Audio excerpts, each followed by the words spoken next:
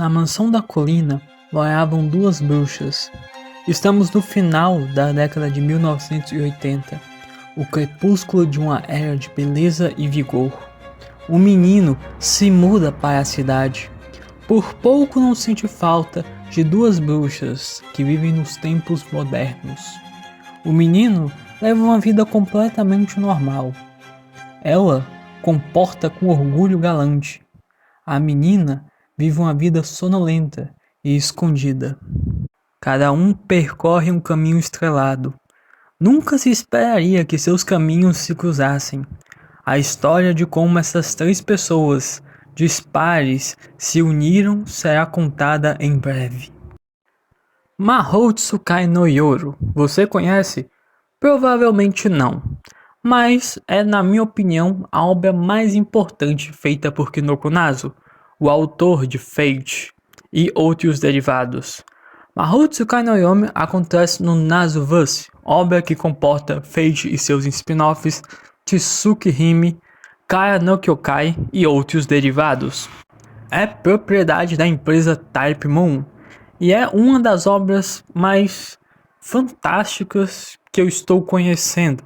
Eu já sabia da existência de Mahou Tsukai no Yome há um certo tempo, enquanto eu pesquisava sobre Tsukihime e consumia, mas Mahou-yo, que é uma sua versão abreviada, teve dificuldade até mesmo no seu lançamento.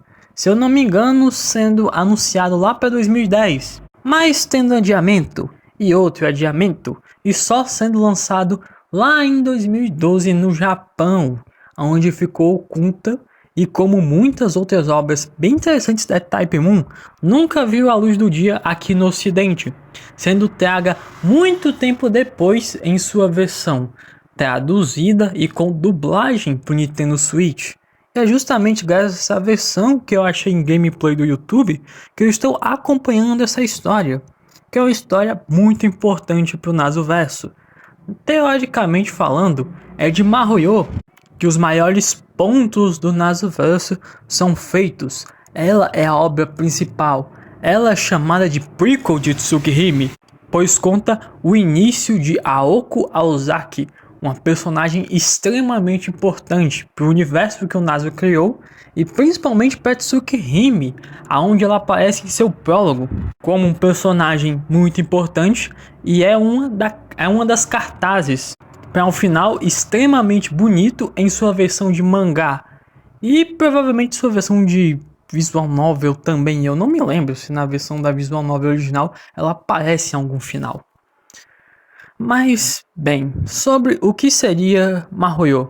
Em resumo, até onde eu pude conceber, Mahou-yo trata-se basicamente de como Soujuro, o protagonista da vez, acaba descobrindo que Aoko Aozaki e Alice Kuonji, a responsável por treinar Aoko nas artes mágicas, são magos e ele acaba adentrando ao mundo da magia de forma acidental e convivendo com as duas.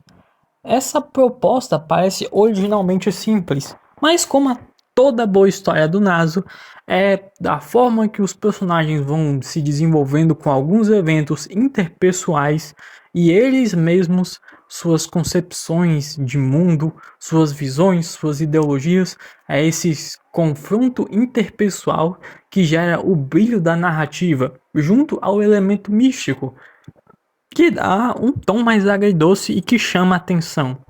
Mahou Tsukai no Yome, ele compartilha o universo junto a Fate, mas ele é muito diferente de Fate.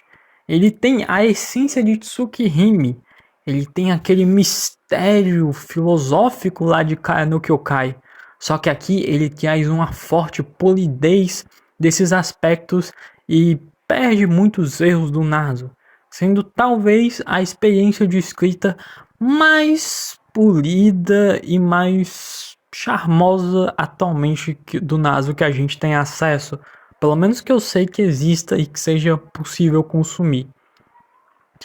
A trama de Mahou-yo, até onde eu pude ver, é composta de um ambiente simples. Ela trabalha-se com a vivência em seus primeiros 3 capítulos, que é até onde eu vi.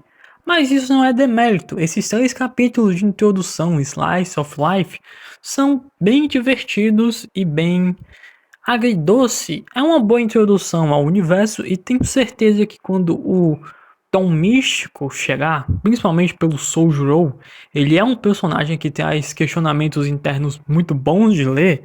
E visual novel para mim eu sempre vejo como um tipo de livro, e eu penso que mesmo sem as imagens que são muito bonitas, apenas se eu pegasse um livro grosso de talvez umas 500 páginas, que seria Mario, e lesse, eu provavelmente ia terminar em 2 dias. Porque o jeito que o Nado escreveu isso aqui tá muito, sei lá, desperta muito a minha curiosidade para saber o que vem depois. E eu não leio muito livro. Eu só leio títulos muito específicos e eu costumo consumir esses tipos muito específicos de forma rápida.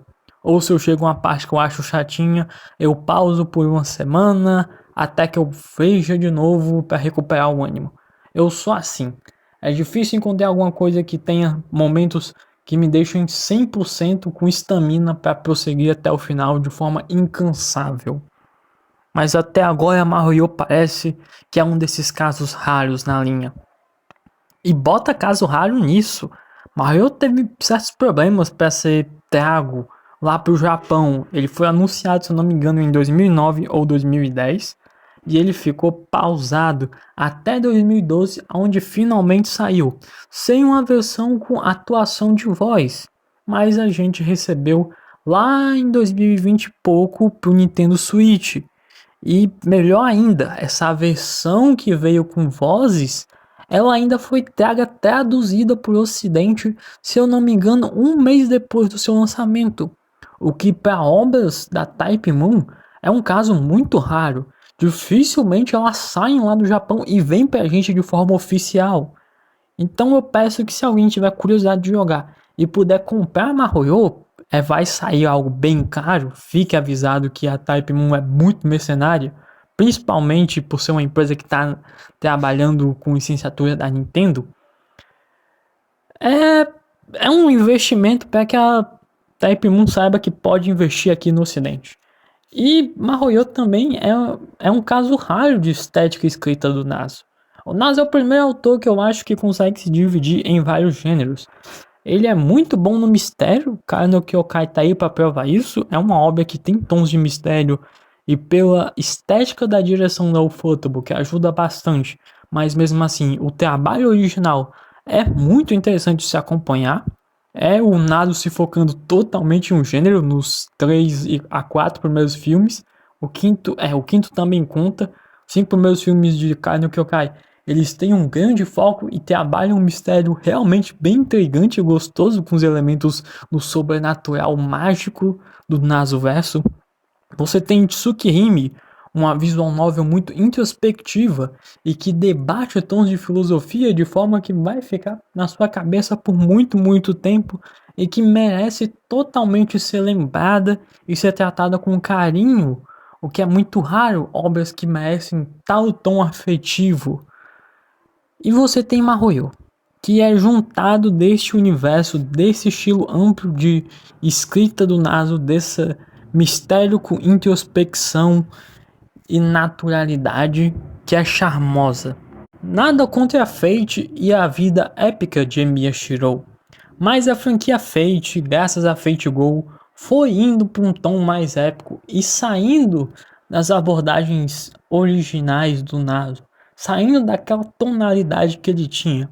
Eu me pergunto como era a versão original de Mahoyo, que sim, Mahoyo é bem antiga.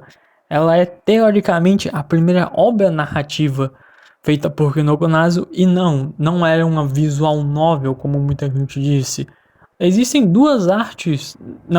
uma arte com 2 personagens, a Aoko e a Alice, feita pelo Takeuchi, que ele, se eu não me engano, postou em um site antigo dele. Mas é só isso, acaba por aí. Não existia um Mahou Tsukai no Yoru visual novel original.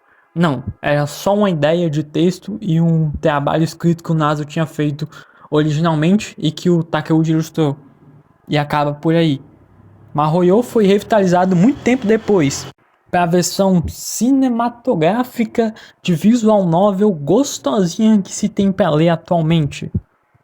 Eu acho interessante que muita gente comenta que é uma obra superestimada, mas isso acontece de ser superestimada principalmente para os fãs que já começaram a consumir muito conteúdo do Nasoverso em questão, viram Fate e viram outras obras à parte, D&D, que é uma obra de terror feita pelo Naso, e aquela obra com a Anja, que também tem outro estilo de escrita do Naso, mais introspectiva nesse caso, a la Tsukihime, que quando consome esses outros pontos do Naso como escritor, que ele não apresenta lá muito em Fate no geral, Fate carece desses pontos, mas eu acho que a narrativa nem sequer necessita abordar ou trabalhá-los como o Naso trabalha em outras tramas que realmente se faz necessário ele focar no terror ou em um mistério mais aprofundado ou até mesmo em questões mais psicológicas.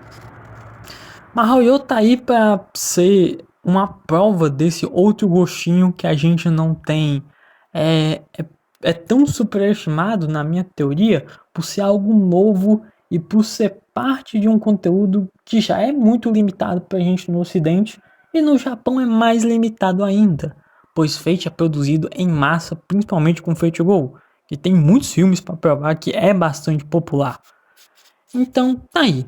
Se você consumiu Kara no Kyokai, Tsukihime, ou consumiu o outro lado da Type Moon, o outro lado do Nasoverso, saiba que existe uma obra que está muito para esse outro lado e talvez mereça chegar no seu catálogo. Não precisa ver a visual novel. O filme vai sair. E quem sabe esse filme não seja uma experiência muito boa e você assista e fique encantado por esse elemento narrativo mágico que o Naso faz. Essa pequena lasca de maravilhas que esse autor maluco consegue nos trazer. Mahou Tsukai no Yomi é um feitiço inexplicável. É definitivamente uma magia irreplicável no mundo. Algo que quebra todas as leis que nós podemos conceber em quesito de merece ficar na memória.